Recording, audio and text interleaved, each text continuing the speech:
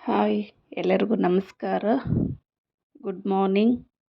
Welcome to Shri Raghavendra Rangoli YouTube ಚಾನಲ್ಗೆ. ಇವತ್ತು ಗುರುವಾರ, ರಾಯರ ವಾರ. ರಾಯರ ಸೇವೆ ಮಾಡ್ತಾ ಇದ್ದೀವಿ. ಓಂ ಶ್ರೀ ಕೃಷ್ಣಾಯ ನಮಃ. ಓಂ ಶ್ರೀ ಗುರುಭ್ಯೋ ನಮಃ. ಪೂಜ್ಯಾಯ ರಾಘವೇಂದ್ರಾಯ ಸತ್ಯಧರ್ಮರತಾಯ ಚ ಭಜತಾಂ ಕಲ್ಪವೃಕ್ಷಾಯ ನಮತಾಂ ಕಾಮಧೇನವೇ. ಓಂ ಶ್ರೀ ಗುರು ರಾಘವೇಂದ್ರಾಯ ನಮಃ. ಓಂ ಶ್ರೀ ಗುರು ರಾಘವೇಂದ್ರಾಯ ನಮಃ. ಓಂ ಶ್ರೀ ಗುರು ರಾಘವೇಂದ್ರಾಯ ನಮಃ. ರಾಘವೇಂದ್ರ ಸ್ವಾಮಿ ಮಂತ್ರ. ರಾಘವೇಂದ್ರ ಸ್ವಾಮಿಗೆ ಸಮರ್ಪಿತವಾದ ಈ ಅದ್ಭುತ ಮಂತ್ರವನ್ನು 11 ಬಾರಿ ಪಠಿಸಿ. ಶ್ರೀ ಪೂಜ್ಯಾಯ ರಾಘವೇಂದ್ರಾಯ ಸತ್ಯಧರ್ಮರತಾಯ ಚ ಭಜತಾಂ ಕಲ್ಪವೃಕ್ಷಾಯ ನಮತಾಂ ಕಾಮಧೇನವೇ. ಓಂ ಶ್ರೀ ಗುರು ರಾಘವೇಂದ್ರಾಯ ನಮಃ. ನೀವು ಮಂತ್ರಾಲಯಕ್ಕೆ ಹೋದಾಗ ತುಂಗಾ ಸ್ನಾನ ಮಾಡದೆ ಹಿಂತಿರುಗಿ ಬರಬೇಡಿ. ಹಾಗೂ ರಾಯರ ಮಂತ್ರಾಕ್ಷತೆಯನ್ನು ತರಲು ತಪ್ಪದೆ ಮರೆಯಬೇಡಿ. ಏಕೆಂದರೆ ರಾಘವೇಂದ್ರ ಸ್ವಾಮಿಯ 2 ಕಾಳು ಮಂತ್ರಾಕ್ಷತೆಗೆ ಅಷ್ಟೊಂದು ಶಕ್ತಿ ಇದೆ. ಮಂತ್ರಾಕ್ಷತೆ ಮಹಾತ್ಮ.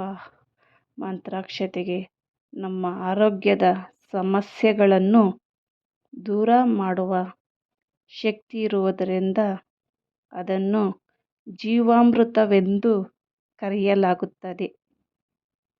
ಮಂತ್ರಾಕ್ಷತೆ ಎಂದರೆ ಮಂತ್ರಿಸಿದ ಮಂತ್ರ ಪರಿಪೂರಕವಾದ ಹೊಂದಿರುವ ಮಂತ್ರಾಕ್ಷತೆ, ಅಕ್ಷತೆ ಎಂದರ್ಥ.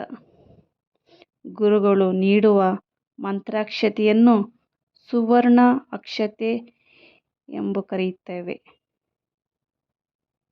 ಮಂತ್ರಾಕ್ಷತೆ ದೇಹ, ಮನಸ್ಸು ಮತ್ತು ಆತ್ಮಕ್ಕೆ ರಕ್ಷಾ ಕವಚವಾಗಿ ಕೆಲಸ ಮಾಡುತ್ತದೆ. ಮಂತ್ರಾಕ್ಷತೆ ಗುರು ಶಿಷ್ಯರ ಬಾಂಧವ್ಯವನ್ನು ಪ್ರತಿನಿಧಿಸುತ್ತದೆ.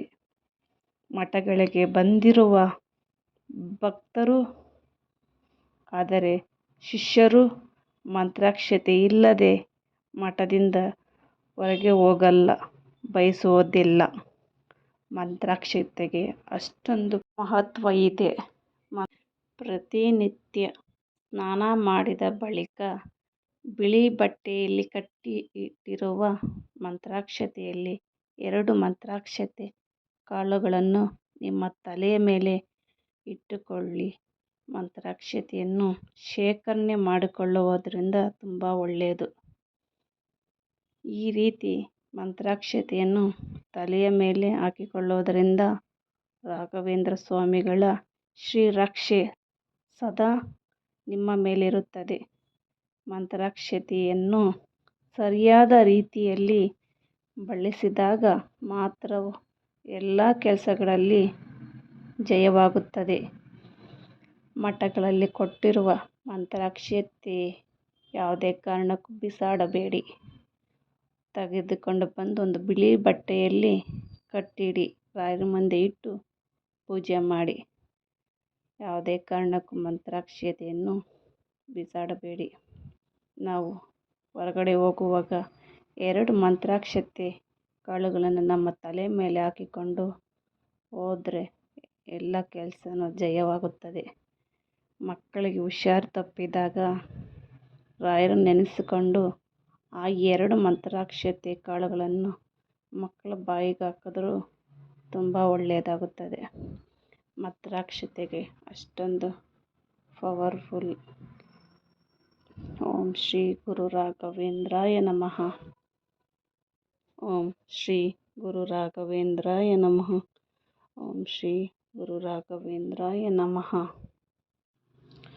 ಓಂ ವೆಂಕಟನಾಥಾಯ ವಿದ್ಮಹೇ ಸಚ್ಚಿದಾನಂದಾಯ ಧೀಮಹಿ ತನ್ನೋ ರಾಘವೇಂದ್ರ ಪ್ರಚೋದಯಾತ್. ಓಂ ವೆಂಕಟನಾಥಾಯ ವಿದ್ಮಹೇ ತಿಮ್ಮಣ್ಣ ಪುತ್ರಾಯ ಧೀಮಹಿ ತನ್ನೋ ರಾಘವೇಂದ್ರ ಪ್ರಚೋದಯಾತ್.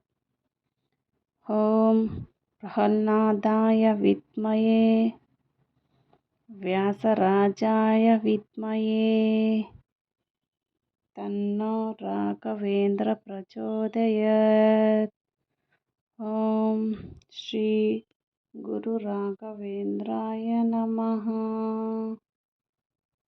ಓಂ ಶ್ರೀ ಗುರು ರಾಘವೇಂದ್ರಾಯ ನಮಃ.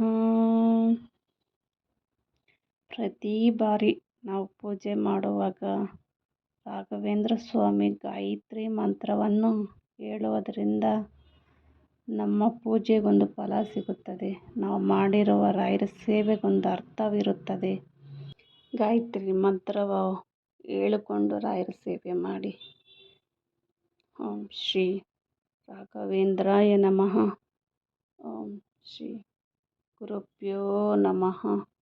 ಓಂ ಶ್ರೀ ಕೃಷ್ಣಾಯ ನಮಃ. ಓಂ ಶ್ರೀ ಗುರುಭ್ಯೋ ನಮಃ.